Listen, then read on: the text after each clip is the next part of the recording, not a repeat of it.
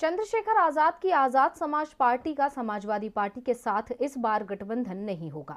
6 महीने से इस गठबंधन को लेकर बातचीत चल रही थी, लेकिन चुनावों के ऐलान के साथ ही ये बातचीत पटरी से उतर गई।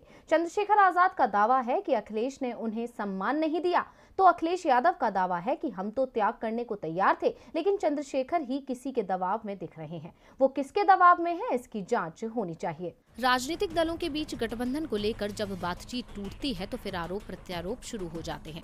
गठबंधन न होने के लिए एक दूसरे को दोषी बताए जाने की कोशिशें शुरू हो जाती हैं और ऐसा ही कुछ इस समय सपा और आजाद समाज पार्टी के गठबंधन को लेकर चल रहा है। अखिलेश यादव दावा कर रहे हैं कि इस बात की जांच होनी चाहिए कि किसके दबाव में चंद्रशेखर आजाद हैं, जो गठबंधन की बात करते करते अचानक यू टर्न ले गए। तो चंद्रशेखर आजाद अखिलेश यादव पर उल्टा आरोप लगा रहे हैं कि वो दलितों का सम्मान करने को तैयार नहीं है।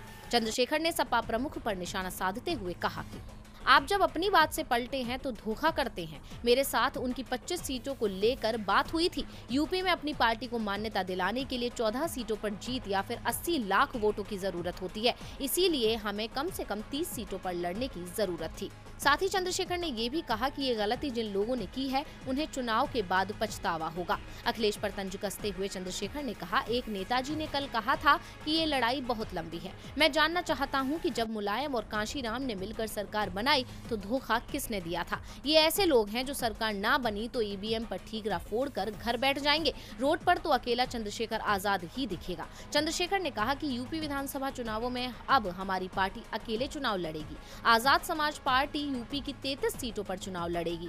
चंद्रशेखर आजाद ने खुद गोरखपुर सीट से चुनाव लड़ने का ऐलान भी कर दिया, जहां उनका मुकाबला सीएम योगी आदित्यनाथ से होगा, जो बीजेपी के उम्मीदवार हैं।